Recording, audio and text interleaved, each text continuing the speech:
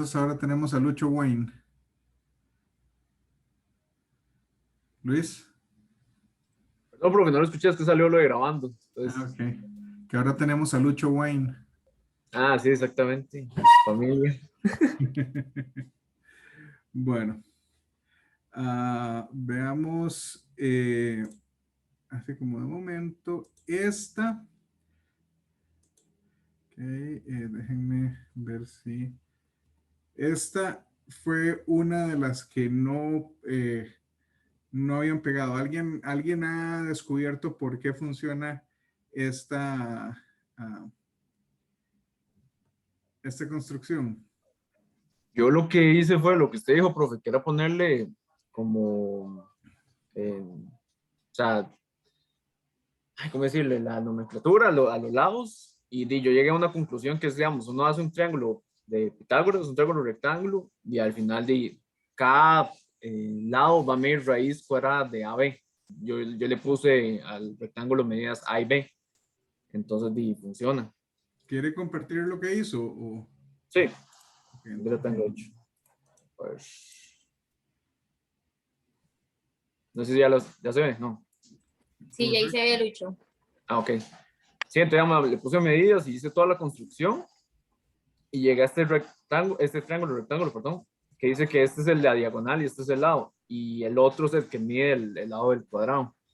Y haciendo todo el amague y la vara, me llego a que esto es lo que mide el lado. Y casualmente, como el rectángulo yo le puse medida A por B, y hacer una raíz cuadrada y pues se va a cancelar el mismo, ¿no? Lucho, pero puede explicarlo, porque es que se vuelve a lo mismo. Vea, yo traté Sí, de hacer eso. vea. Yo le puse A y B y todo el asunto. Yo lo que hice fue dibujar el rectángulo afuera. Sí. Entonces Este yo es le el que está puse aquí. medida A, B y C. Ajá. Este es el que está aquí, digamos, este es el rectángulo morado, es el que, con el que se empieza. Y uno construye, hace toda la construcción que dicen ellos, que es construye aquí de manera que esto sea el medio, no sé qué. De hecho, aquí B menos A lo que mide este pedazo y medios para que sea la mitad, ¿verdad? Y luego esto lo extienden, entonces ya se tiene que este pedacito, ¿verdad? Mide B menos A medios, y este que está aquí es toda la diagonal, que es B menos A medios más A, que es el que está acá. Este es el triángulo rectángulo. Entonces dice que el lado restante del triángulo es el lado de la medida del cuadrado. Y entonces nada más hay que averiguar C. Entonces yo lo que hice fue Pitágoras para averiguar C. Y esto es toda la construcción ahí. Y llego a que C mide raíz cuadrada de AB.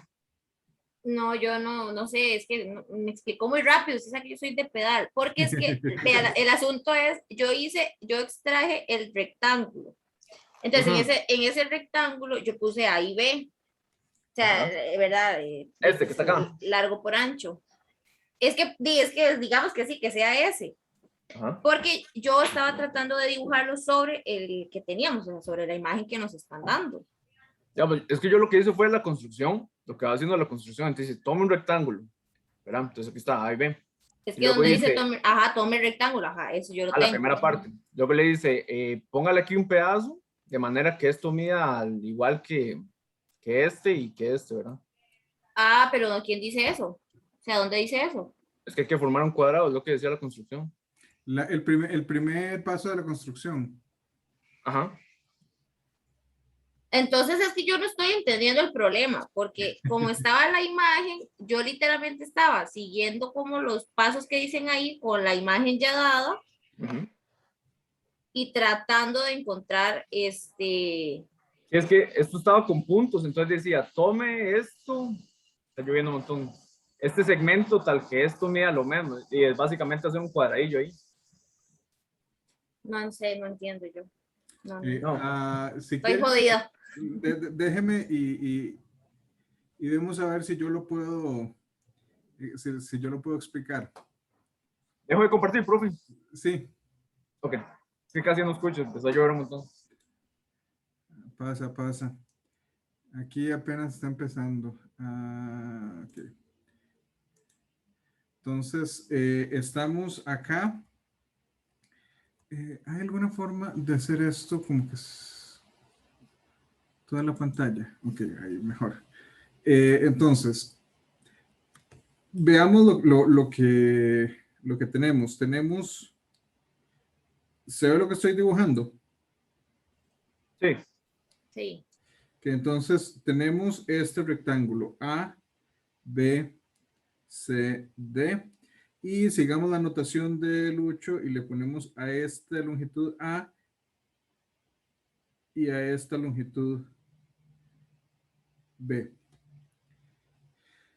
Y lo que le dice lo primero es definir E y F tal que AF es igual a AB, que es igual a BE. ¿Eso qué quiere decir? Entonces, aquí ponemos E, aquí ponemos F y voy a poner un poquito más abajo porque voy a tener que escribir ahí. Entonces, esto mide A porque le están diciendo que BE es igual a AB. Entonces, este es A y tiene razón Lucho en el sentido de que todo esta figura, o sea, A, B, E, F es un cuadrado del lado A. Y lo siguiente que dice es, bueno, si el lado completo BC tiene longitud B y el lado BE o el segmento BE tiene longitud A, entonces, ¿cuál es la longitud de CE? Sí, B menos A. Perfecto. Ajá, B menos A. Este es B menos A. Lo siguiente que le dicen es que uno hace G y H que bisecan respectivamente CE y DF.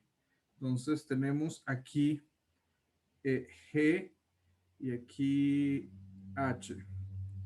Entonces, este pedacito de aquí, por supuesto, son paralelos y en mi dibujo nunca se van a ver paralelos, pero esto mide B menos A entre 2 porque lo que tenemos acá es que CG es la mitad de CE.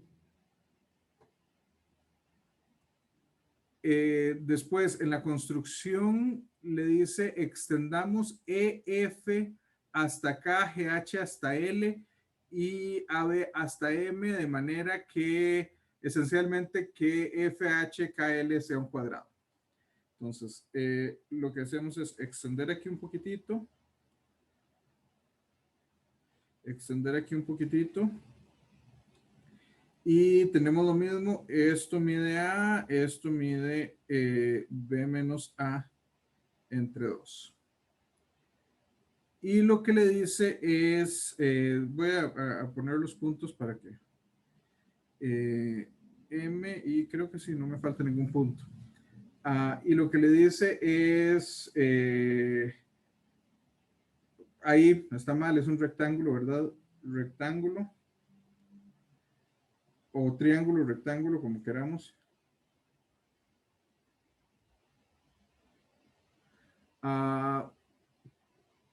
Con diagonal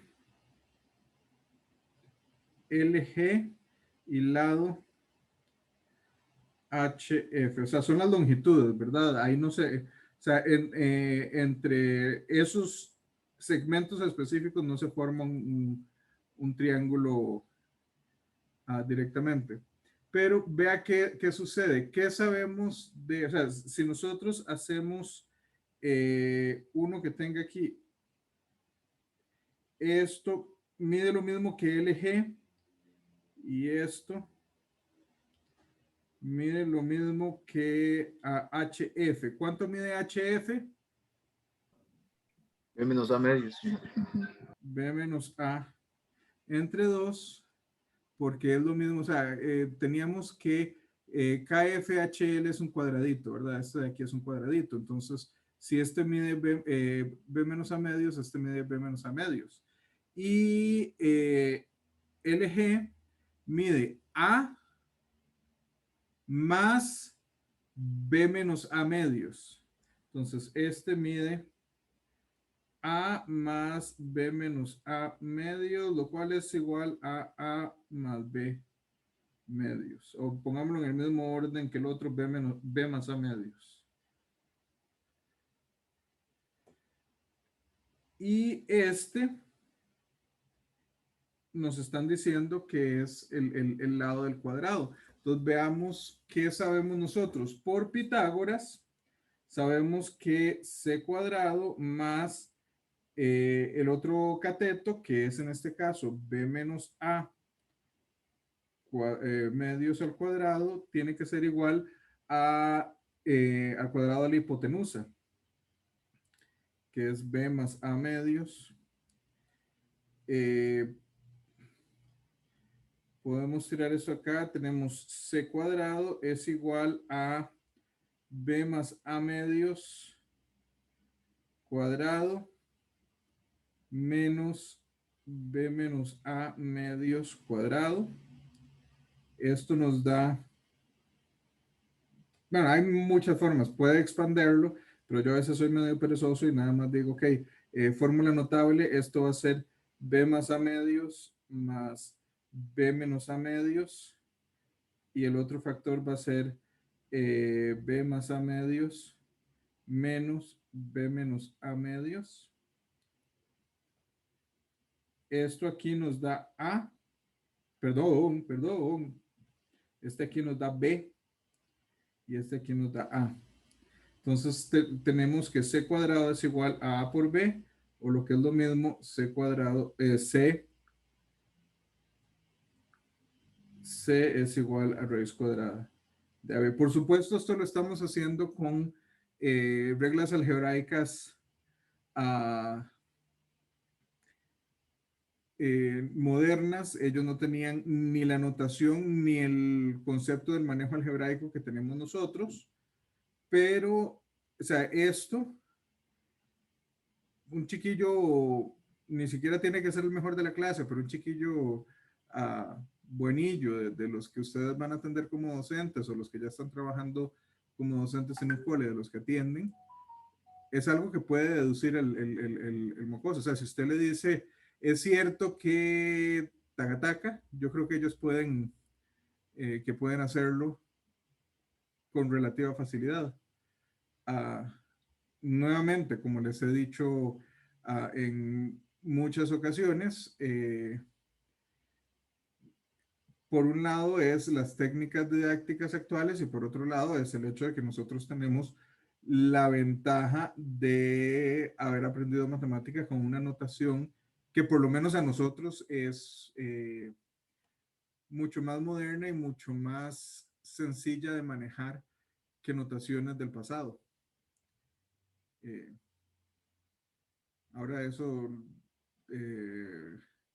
sugiere la pregunta de cómo será la notación de aquí a 500 años o a 1000 años, y quizá digan, pero ¿cómo se complicaban tanto la gente ahí en el siglo XXI, en el siglo XX, por ahí, qué terrible? Pues tal vez, de la misma manera, no sé si alguno de ustedes en algún momento, no es algo que vamos a hacer en el curso, pero bueno, podríamos buscar alguna para cuando lo veamos, pero ver incluso algo que no sea tan viejo como el Principia, o el Principia, depende cómo lo quieran pronunciar, el Principia de Newton, y tratar de leer esa notación es rudo. Y simple y sencillamente la notación va evolucionando. Bueno, ¿queda un poco más claro, Fabiola? Sí, profe, es que ¿sabe qué fue? Que yo lo que entendí y por eso no me salía, porque le voy a ser muy sincera, y yo busqué un video en internet y también hacían la construcción, pero ahí usaban arcos y un montón de cosas que al fin y al cabo tampoco me quedó tan claro por qué las áreas eran iguales. Ahora, yo lo que le entendí a usted era en la parte, en el punto 1, 2, 3, en el punto 4, donde dice construya un rectángulo con diagonal LG y lado HF, yo eso era lo que estaba haciendo. O sea, yo me estaba basando en la construcción que usted nos dio y yo estaba extrayendo ese rectángulo y tratando de ver de alguna manera que las áreas me iban a dar lo mismo. Pero, y ya vi que era totalmente diferente. O sea, lo que usted nos dijo entonces muy bien era, hagan el rectángulo de B por A y vayan haciendo la construcción. Yo no lo entendí así.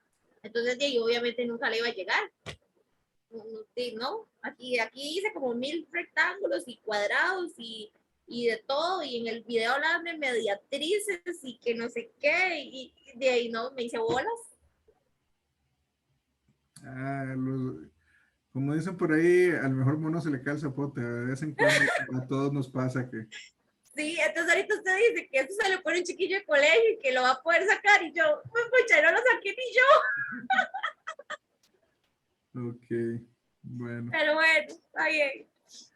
Ok, pero ahí de hecho usted está mencionando algo que a uno a veces le lleva como docente un rato a darse cuenta, el hecho de que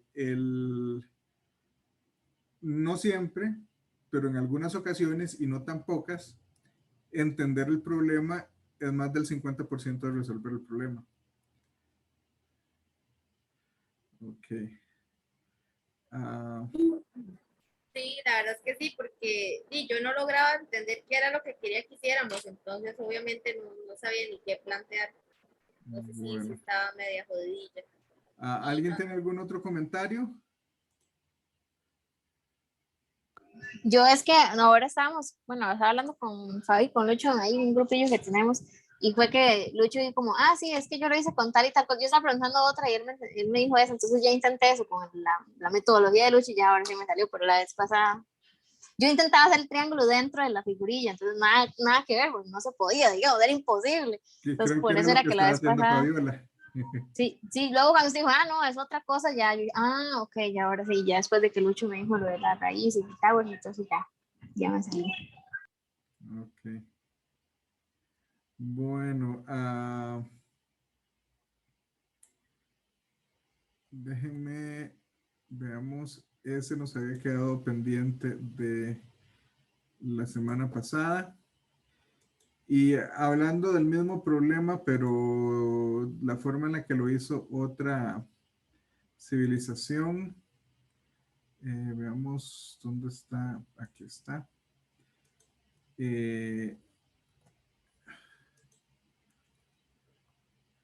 qué no está? Okay.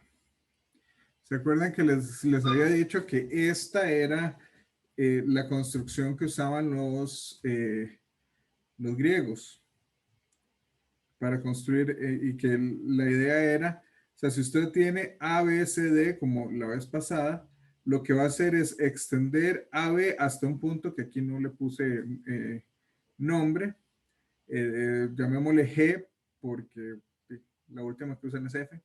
Entonces, de manera que BG es igual que BC. Sacan un semicírculo acá. Sacan la perpendicular desde B hasta que interseca al círculo en F. Y lo que les están diciendo es que BF es el área de... BF es el lado del cuadrado que estamos buscando. Pues sí, yo tengo un problema, profe. Yo creo, no sé si lo hice mal, pero me salió muy rápido con semejanza de triángulos, entonces no sé si está bien. En realidad es bastante sencillo. Sí, en realidad nomás lo puse y me salió, pero no sé si enseño, pero ok. Bueno, ¿alguien más lo hizo como para ver qué Sí, tal? porque no me basuren, solo. para dar oportunidad que el resto de los compañeros participen. Aquí lo he hecho Yo hablando, creo que, pero... sí, yo creo que Lucho es el único que le han salido. Vea, yo no Sí, sé, de verdad, yo no sé, páseme ese pensamiento, hijo de puña. necesito el ingenio de Lucho en esos momentos. Yo en ese lo que hice fue buscar como un video porque le daba y le daba y le daba y no entendía, pero en el video como que agarraron todo y hacían toda la construcción, pero fue lo mismo que usted nos explicó la vez pasada, pero no sé por qué es que sí funciona, digamos. Entonces, tal vez Lucho ahí nos ilumine al respecto. Yo en ese, pero voy a ponerlo acá. ¿Quién habló? Es que Acá, Carla. Hola, Carla. En ese lo que hice, yo creo que al final se deriva de la semejanza de triángulos. Lo que hice fue formar como un triángulo rectángulo en A, F y E. De ahí, entonces, es que aquí lo tengo. De ahí, en la altura de ese triángulo rectángulo iba a ser X. Y por un teorema que en lo que estoy investigando lo encontré ahí, la altura de ese triángulo rectángulo al cuadrado iba a ser igual a 2R más Q, perdón. El triángulo es de A a F y al punto donde termina el segmento de Q. Ajá. Ok. Y entonces, ¿sí? Carla, ¿lo tiene como para compartir? Sí, creo que sí, acá. Voy a ver. Ok, entonces ya puede compartir.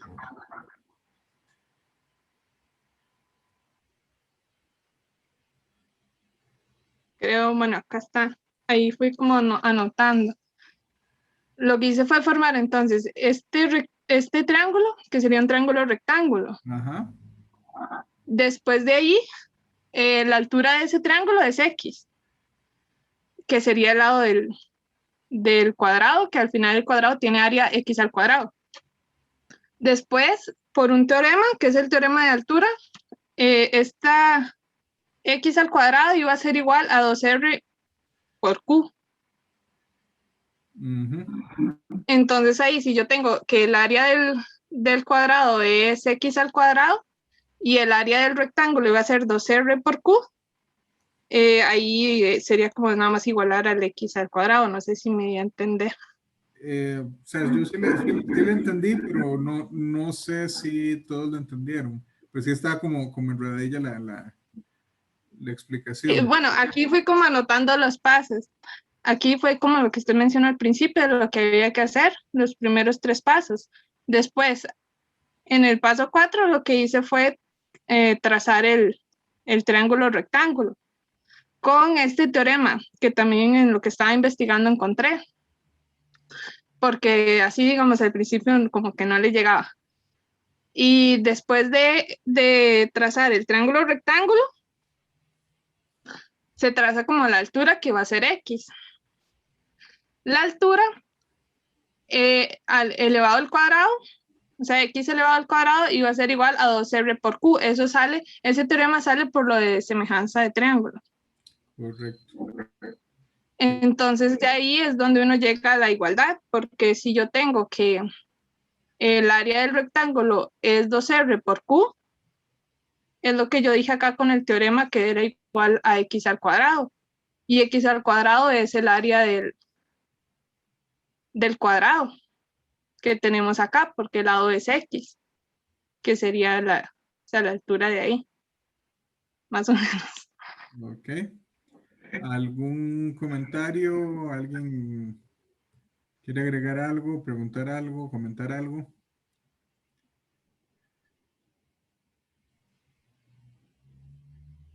Bueno, me deja Yo, compartir. profe, es que yo estoy como muy pegada, de hace como 3 horas toqué aquí, que ese teorema que está diciendo usted, Carla, ¿se llama así, teorema de las alturas o cómo se llama? El teorema de altura es de, bueno, lo que estoy investigando del teorema es de Euclides, si no me equivoco. Y se deriva, está el teorema de la altura y el teorema de los catetos. Y se derivan de la semejanza entre estos 2 triángulos que se forman acá, el AFG y el GFT. Ok, si quiere, deje de compartir un segundito, Carla, para poder compartir yo. Sí, de hecho, el asunto es que lastimosamente yo no me mantengo tan al día. No era esto el que quería compartir, perdón, lo que quería compartir era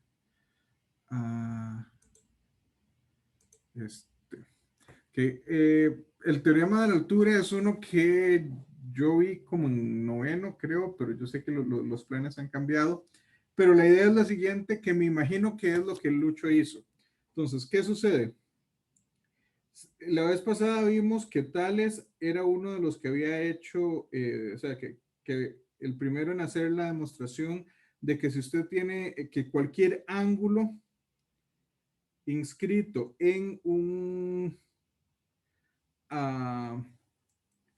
cualquier ángulo inscrito en un semicírculo es recto, ¿verdad? O sea, este no me quedó muy bien. Entonces, sé que esto es un ángulo recto. Trazamos la altura.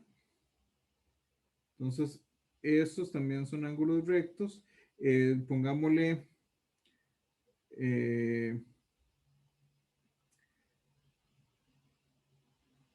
voy a ir más bien de atrás para adelante. Z, Y, X, W. Entonces, ¿qué sucede? Porque después vamos a poner el triángulo ABCD. Entonces, ¿qué sabemos nosotros? Sabemos que hay una semejanza porque el triángulo,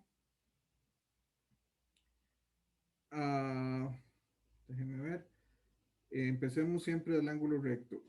X, Y, Z, que es el completo, es semejante al triángulo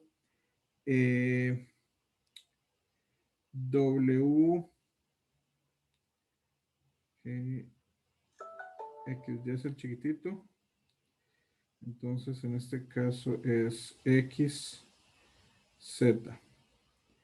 Y ¿alguien me puede decir por qué esa semejanza es válida? ¿Cuál es el criterio que nos asegura esa semejanza?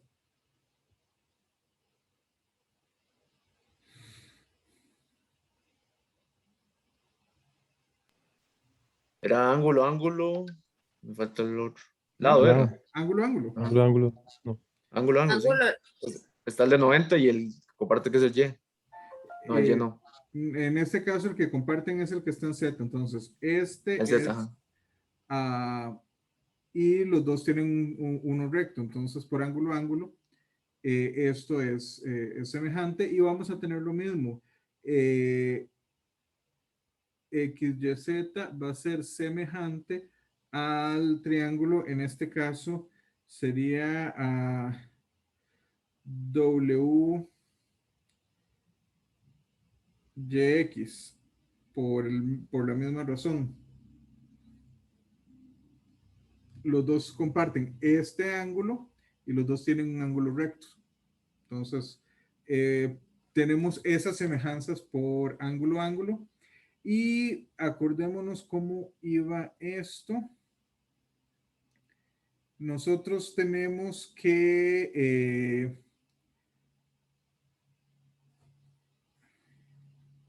las razones son constantes. Entonces, en este caso, lo que vamos a tener es que ZW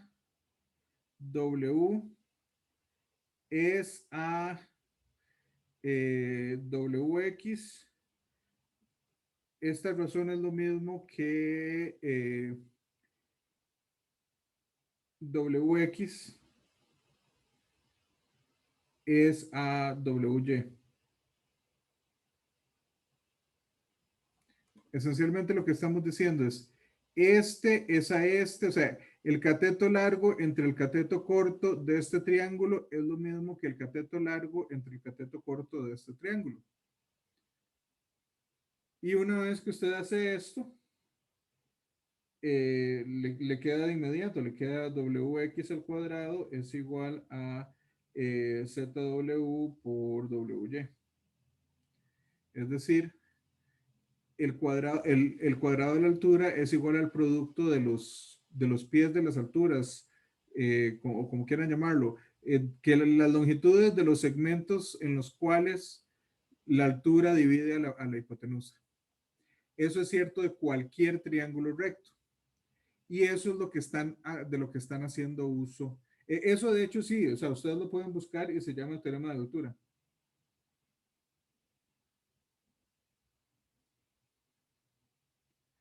Y ahí es que hicimos todo, pero todo el dibujo, pero usualmente lo que ustedes les van a poner es algo así.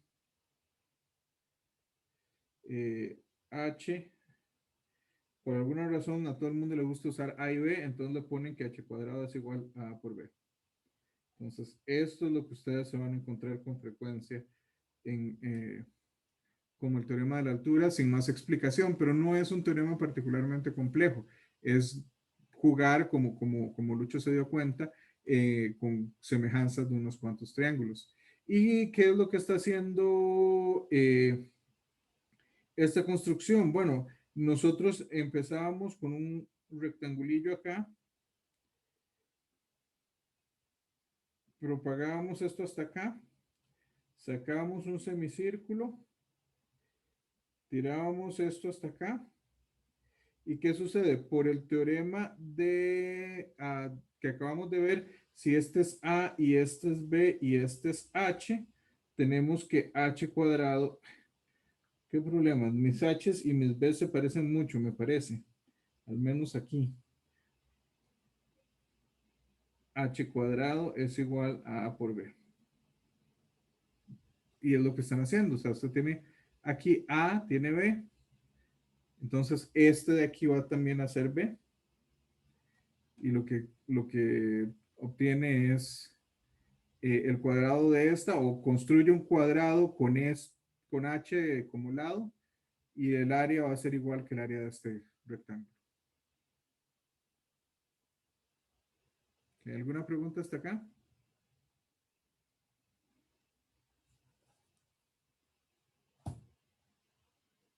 Ok.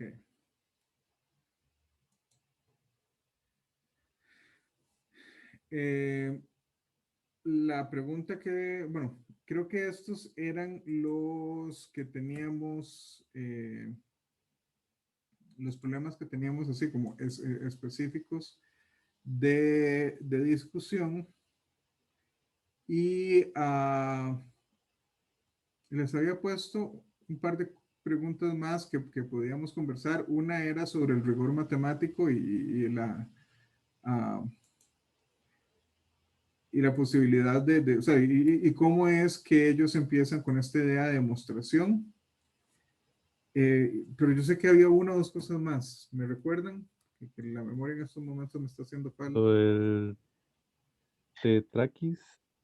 ¿Alguien encontró algo del tetraqui? Sí, muy esporádico, sí. Sí, Yo hay encontré como poco, la verdad. Pero sí encontré como que hacían como relaciones con algunas cosillas ahí vacilonas, pero como ya el sentido geométrico como tal, no tanto. Sí, yo lo que encontré es como de que para ellos es una figura sagrada y la relacionan con muchas cosas, o sea, como que los cuatro primeros números son sagrados para ellos y todo lo relacionan con esos, relacionan elementos con números, pero el sentido que fue lo que usted nos puso a buscar, realmente no encontré. Y cuando fui y busqué en inglés sí salían varias cosas, pero yo en inglés no estoy así como que muy bien, entonces no lo pude leer. Lucho no sé si leyó en inglés, pero por lo menos lo de español, y como dice el compañero, de hecho aquí lo tengo, dice que es como que lo relacionaban, dice que la unidad, la diada, la triada y el cuaternario, y cada cosa tenía ahí como un sentido para ellos y una correspondencia ahí medio cósmica con los primeros cuatro números y un montón de cosas ahí, entonces no sé si estará relacionado con eso. Era más filosófico que geométrico. Yo leí también como que lo relacionaban como, o decían que era como la clave de todas las armonías que gobernaban el mundo en ese entonces, algo así. ¿Y alguien averiguó algo más sobre las creencias en general de los pitagóricos? Así es, está un montón. Que eran como creencias raras. Sí, yo también. Dale, Minor. ¿Le escucha alguno de ustedes? Cuéntanos. Minor, ya que usted es el que tiene el micrófono abierto. Right. Mm, pero me perdí dónde lo tenía. Pero una que sí me interesó bastante era que mencionaban que las cosas, y bueno, citando al autor que encontré, escribió como las cosas y todos los demás entes tienen ser y por lo tanto alma, y esta se explicita a través de números o de relaciones numéricas. Entonces él mencionaba que ese era como como un argumento puramente metafísico, que relacionaba lo que eran las relaciones numéricas con el alma. Yo, bueno, no sé si puedo meter la cuchara con eso que está diciendo Minor. Yo, lo que les estaba diciendo de la correspondencia matemática con lo cósmico es que ellos decían, bueno, lo que yo encontré, dice que ellos relacionaban el punto y por qué no sé, me gustaría saberlo, no sé si usted lo sabe, profe. Decía que el punto, la línea, la superficie y el sólido eran los primeros 4 números. Entonces, que tenía que y se relacionaba con lo de la tetraquis. Y lo que yo leí del alma es que el alma lo representaban con el número 6 y así con todos los números. O sea, ellos relacionaban como cada cosa con un número. Pero no sé, digamos, para mí no tiene un sentido o lo que leí no explicaban el porqué de eso. Y pero yo le puedo decir a usted, Pero relacionemos el 8 con, no sé, con los ojos, qué sé yo, pero ¿por qué? eso yo le meto la cuchara. Yo leí que es por las dimensiones, eso que usted dijo, lo del punto. Digamos, ellos dicen que hay 4 dimensiones, que la dimensión 0, que es el punto, luego la dimensión 1, que es la línea, luego el plano y luego las figuras geométricas.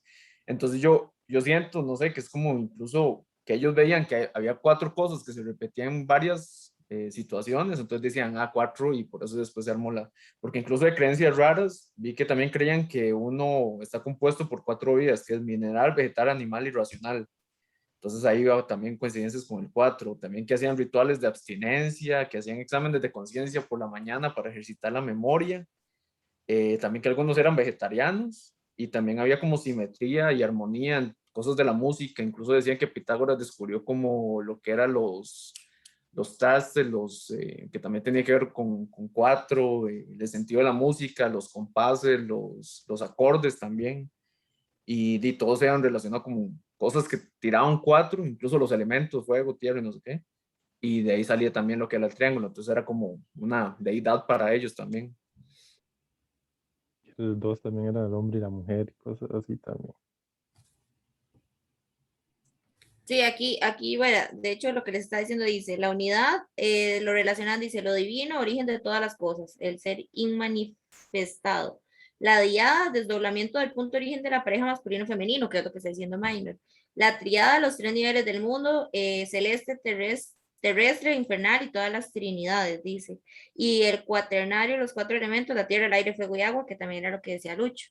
Otra cosa de las que yo encontré decía que, no sé, para ellos tenían como una cosa rara ahí con los números pares y los números impares, que en realidad yo lo pensaría al revés de como Ah, ellos sí, lo yo pensaban, también. porque dice que los números pares eran indeterminados e incompletos y que los números impares más bien tenían un principio, un medio y un fin. Y yo más bien lo veo al revés, porque a mí me ponen a elegir un número par impar, yo prefiero un número par. Para mí es como más completo, más bien, y ellos lo ven al revés. Entonces, no sé cuál era el pensamiento de ellos en ese aspecto, porque yo lo veo como al revés, no sé, los números pares para mí son, no sé, más bonitos. Hay ciertas cosas que son interesantes en este sentido porque algunas de estas creencias tienen su paralelo en otros lugares y en otros lugares que no necesariamente estaban como lo suficientemente cerca como para que tuviese sentido que ellos compartían algo de cultura. En particular, tengo entendido que en la cultura japonesa, y si alguien conoce mejor que yo a ese respecto, me corrigen, pero tengo la impresión de que los edificios en Japón, por lo menos esos que son todos bonitos, de esa arquitectura que uno suele considerar como muy japonesa, los techos como pandeados al propósito. Y bueno, estos cuando se hacía de más de un piso, eran un número impar de pisos, porque tenían la impresión de que el número par, o sea, era como de mala suerte. Algo así como el hecho de que en algunos edificios no hay piso 13, porque el piso 13 es de mala suerte. A pesar de que Piso 3 es una buena película, ya algo vieja, pero es una buena película. Uh, eh, o sea, yo dudo que haya habido ningún contacto significativo entre Grecia y Japón hacia finales del siglo VI antes de la era común. O sea, es como muy viejo como para que... o sea, y sí es bastante distancia. O sea, además, uno está en el Mediterráneo y el otro está en el Océano Pacífico. Así que es como para que lo veamos de esa manera, esencialmente lados opuestos del mundo. Y alguien mencionó que algunos eran vegetarianos y entre las cosas que había visto era que era porque ellos tenían una creencia que por lo que entendí tiene que ver un poco con la creencia de transmigración de almas en la cultura hindú, donde se supone que usted pasa por múltiples existencias. Y lo que ellos decían era que, bueno, si usted moría, bueno, cuando usted muere, porque todos tarde o temprano lamentablemente vamos a morirnos, iba a reencarnar en algún otro ser vivo. Yo también leí un poco de eso, profe, perdón ahí, pero me Sí, pareció eso interesante que decían como que el cuerpo era como un recipiente muy pequeño donde estaba el alma y que al morir reencarnaba en un recipiente más grande. Una de las cosas curiosas es que hay una de esas tantas historias apócrifas que supuestamente el mismo Pitágoras una vez alguien estaba dándole palo a un pobre perro y él salió corriendo a defender al perro diciendo que en sus quejidos él reconocía el lamento de uno de sus mejores amigos que había muerto. Entonces como que el amigo había reencarnado en el perro. Yo no sé, yo quiero mucho a mis perros, pero yo no creo que ninguno de mis perros sea la reencarnación de alguien. De hecho, yo había leído una cosa muy interesante. Bueno, era un video, ahora que me acuerdo, cuando usted mencionó eso, que dicen que Pitágoras era el único que recordaba todas sus vidas pasadas de reencarnación. De esos chismes raros, ¿verdad? Que tienen ahí. Entonces, que él recordaba todas las etapas que él tuvo, animales, todo lo que pasó. Y que ellos, los pitagóricos, le creían a él y todo lo que él decía de esas cosas. Esa no la había escuchado. José, Profe, yo leí algo también como al respecto que ser pitagórico era como una cosa como de carácter como religioso y que habían como discípulos y que todo tenía que estar como en silencio, que no podían como contar qué era lo que hacían en los lugares estos donde se reunían los pitagóricos. Y yo supongo que también tiene que ver con eso que está diciendo Lucho, ¿verdad? Que Pitágoras era como el fulano, que se acordaba de todas las cosas, qué sé yo, no sé. de hecho, hay sus cosas interesantes. Hay una novela muy, o sea, es entretenimiento comercial, o sea, es una novela que son unas 300 páginas, se llama El asesinato de Pitágoras. Sí, yo también lo tengo. Es, ¿cómo les digo? Están retratando a Pitágoras de una manera muy positiva, porque cuando uno se pone a ver, hay ciertas cosas que el culto pitagórico me recuerda hasta cierto punto, en épocas más recientes, el culto de Osho. No sé si ustedes, bueno, hay uno de estos místicos hindúes que se conoce como Osho, y no me pregunten cuál es el nombre completo porque no me acuerdo. El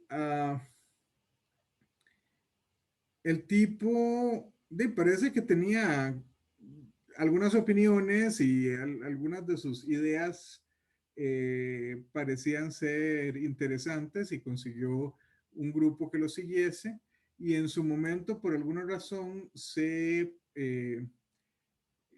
por alguna razón salieron de India y se instauraron en un pueblito en Oregon, en los Estados Unidos. Y el asunto es, a Osho como que el tipo eventualmente, conforme se va haciendo viejo, le van gustando algunas, como la vida más simple y más simple, pero más placentera, sin tener que joderse mucho. Y como que él se aísla un poco, le gusta manejar Rolls Royce y claro, como tienen o sea, gente que lo sigue y gente que dona plata a la organización, pues él tiene varios Rolls Royce. O sea, el tipo se despreocupa un poco del día a día de la comunidad y uno de sus subalternos uh, trata de ganar poder político, que el grupo, que la comunidad gane poder político en el condado en el que están, en Oregon.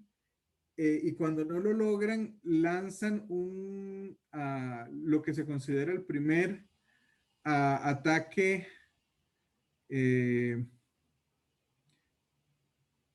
con armas biológicas en los Estados Unidos. Ahora, eso suena así como muy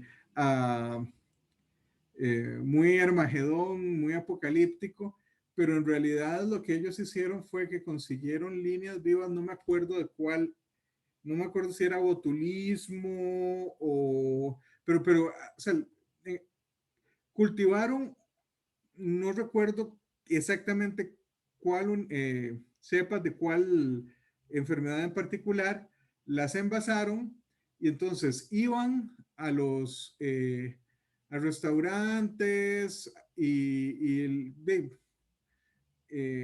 la barra de ensaladas, por ejemplo, que siempre está ahí abierta al público.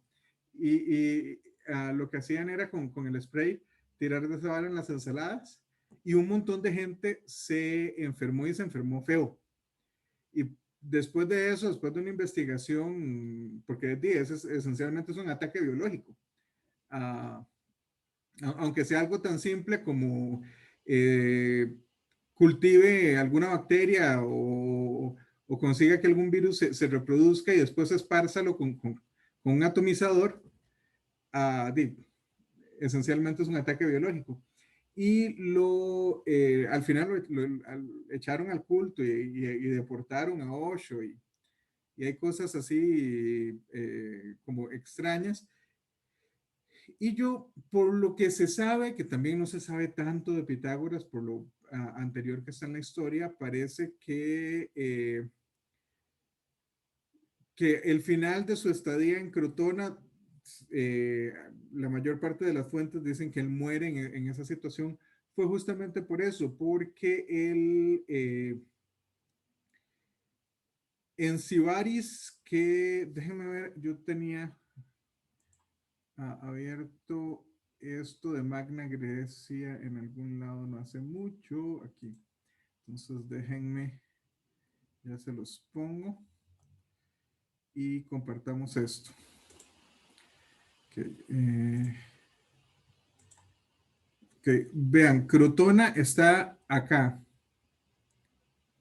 y Sibaris está aquí. O sea, no sé qué puede ser eso, la verdad no estoy muy, pero me imagino que han de ser unos 50 kilómetros entre una ciudad y otra. Curiosamente, Sibaris fue la tercera ciudad donde sabemos que hubo un levantamiento democrático. O sea, tengamos en cuenta que hasta ese momento, por todo lo que sabemos, la mayor parte de las ciudades, de los grupos de población, usualmente tenían algo que era un rey, esencialmente. O no necesariamente un rey, pero como un grupo de familias de nobleza que eran las que dominaban el lugar y los que mandaban esencialmente. Parece que en estos momentos siempre está la pregunta de si fue primero Atenas o si fue primero Roma. la mayor parte de las fuentes concluyen que fue primero Atenas, pero ellos instauran, o sea, echan a los reyes e instauran lo que conocemos como una república, o sea, como un lugar democrático. Y Cibaris parece que fue el tercero. Hay un levantamiento democrático en Cibaris. Las ideas se empiezan a percolar por la región y parece que hay o sea, como que empiezan a ver los albores de un levantamiento parecido en Crotona, y los pitagóricos se ponen del lado de los monarquistas, esencialmente, de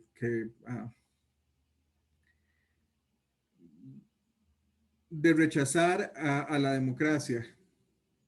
Entonces, y parece que Pitágoras tenía una idea semejante a la que tenía Sócrates siglo y resto después, que Sócrates consideraba que la democracia era la estructura política de los tontos gobernados por los incompetentes, algo así era. Pueden buscar la cita precisa, pero sí, o sea, Sócrates con todo y lo que se considera la gran sabiduría de su filosofía, era bastante antidemocrático, igual que Pitágoras parece. Bueno, ¿algún otro comentario al respecto?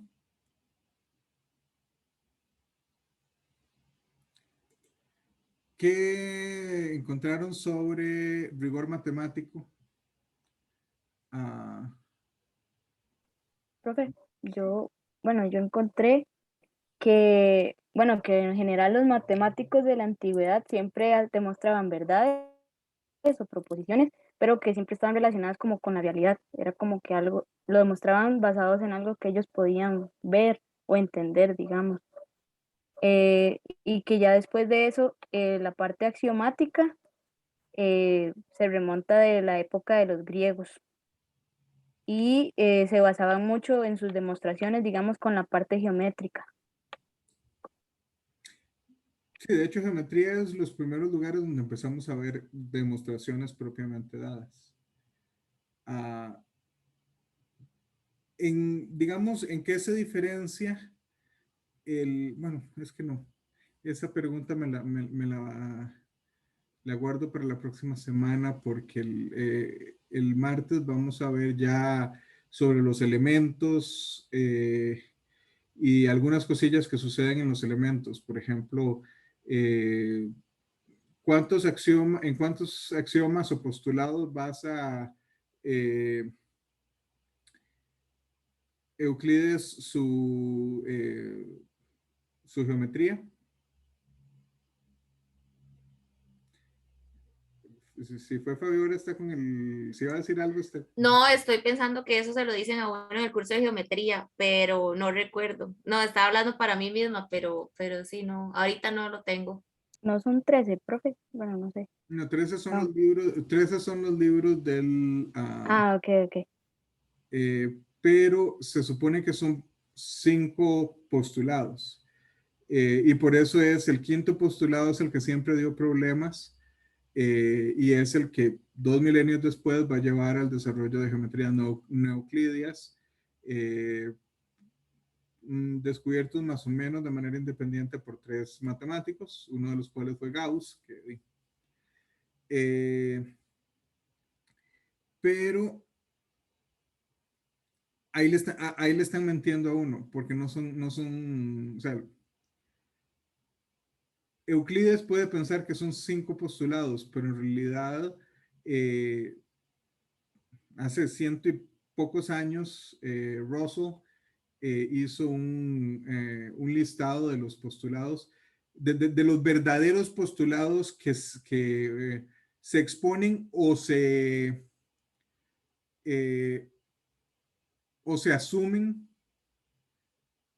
y encontró que eran bastantes más, eran más de 20, no recuerdo el número exacto, se los voy a buscar para la clase del martes, pero sí hay una diferencia importante entre el rigor de entonces y el rigor de ahora. Bueno, sí, creo que esos eran los temas como para hablar. No sé si alguien tiene algún otro comentario. Profe, yo iba a meter la cuchara con el que usted ha dicho, el de las águilas, porque nunca supe a qué se refería a eso. Ok, el asunto con la saguita, claramente cuando usted ve, no voy a buscar, es que creo que yo había puesto esto acá.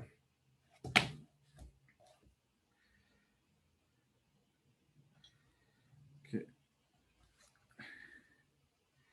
Déjenme ver si, no sé si alguien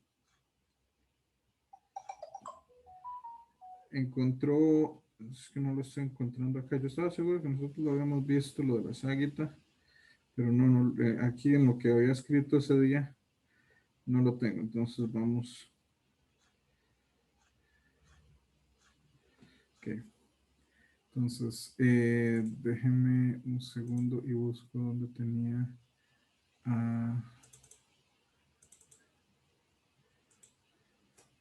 Ok.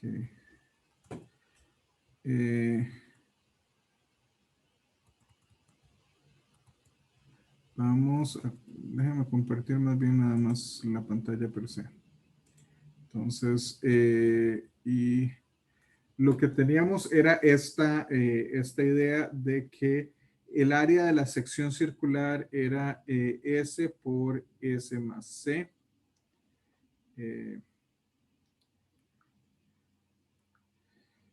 S más C entre 2. Entonces, supuestamente esta era el área de lo mismo. O sea, tenemos un círculo, el centro está por acá, tenemos una cuerda y esto tiene medida C y tiramos esto donde evidentemente esto es un ángulo recto y esta medida de acá es la medida S. Entonces, lo primero que uno puede decir es claramente que si la primera aproximación que puede hacer es mediante este triángulo. Y ese triángulo es fácil. Ese triángulo tiene la base C, la altura es S, base por altura entre 2. La diferencia entre esto y esto es un término de S cuadrado medios. Entonces, esencialmente lo que ellos están diciendo es que ellos aproximan esta área de acá, que esa área en conjunto es esto, es ese cuadrado medios, que no lo es. O sea, nosotros sabemos que no lo es. Y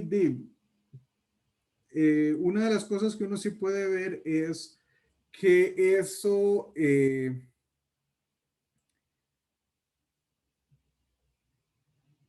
es, ¿cómo lo diríamos?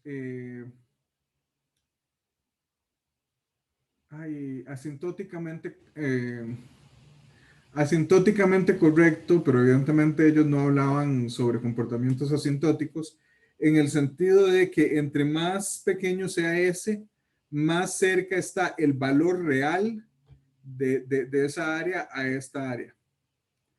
Pero sí, esencialmente lo que ellos estaban, o sea, no tenían en ese momento esto me parece que son los hindúes que lo hicieron, no tenían una manera verdadera de calcular esta área y ellos dijeron que la aproximación era esta y esencialmente nadie se preocupó por ver qué tan cierto era y simplemente se quedó así, se quedó como que esta parte era, o sea, que esta parte aquí como anaranjadillo era igual el área era igual al cuadrado de esta altura. Ok. ¿Algún otro comentario?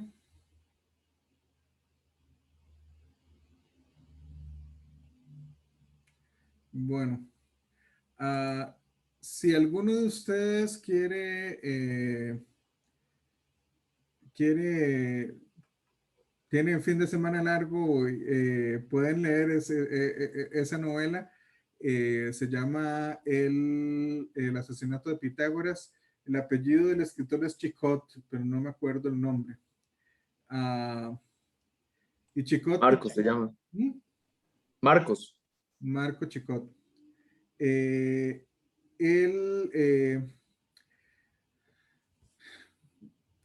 ¿Cómo les digo? Es una novela tipo thriller, así como investigación policíaca, pero hace 2500 años. Es entretenida, no es alta literatura, o sea, no esperen así algo tan grande, pero sí. Ahí lo está enseñando Malen, si lo quieren ver. Es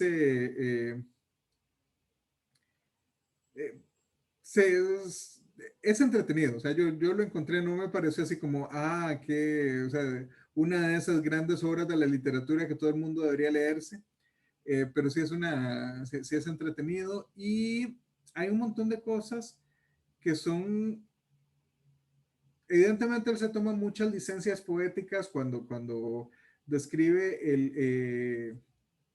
el tiempo, pero es curiosamente bastante, en algunas otras es bastante correcto. O sea, el tipo sí hizo una investigación decente. Y una de las cosas, por ejemplo, es al puro principio hay este contraste entre una cultura mediterránea muy misógina y la cultura pitagórica, donde el género no le impedía a nadie acceder a rangos más altos dentro de la comunidad. Porque de hecho, y eso ahí no le estoy diciendo nada, creo que es el capítulo 2, una cosa así, que llega un grupo de dos hombres y una mujer a buscar a uno de los personajes principales, y la mujer es la que habla con él. Y él la interrumpe para hacerle preguntas a los hombres y los hombres no hablan. Los hombres, ellos dentro de la iniciación pitagórica, no recuerdo cuánto era el tiempo, pero pasaban, no me acuerdo si eran 1, 2, 3 años, pero un tiempo largo donde ellos no podían hablar, donde ellos tenían o sea, todo lo que podían era escuchar y obedecer y aprender, pero no podían hablar durante ese tiempo. Entonces, y hay un montón de otras cosas. O sea, por ejemplo, en un momento describen una batalla. Según lo que nosotros tenemos de esa batalla es bastante precisa la descripción. Pero en fin, es una buena, y no es no es el único libro en donde se interseca matemática con o sea, historia de la matemática con ficción. Hay otro libro, nosotros, si no es la próxima semana, va a ser la siguiente, que vamos a hablar sobre Arquímedes. Arquímedes es posiblemente uno de los mejores matemáticos de la historia.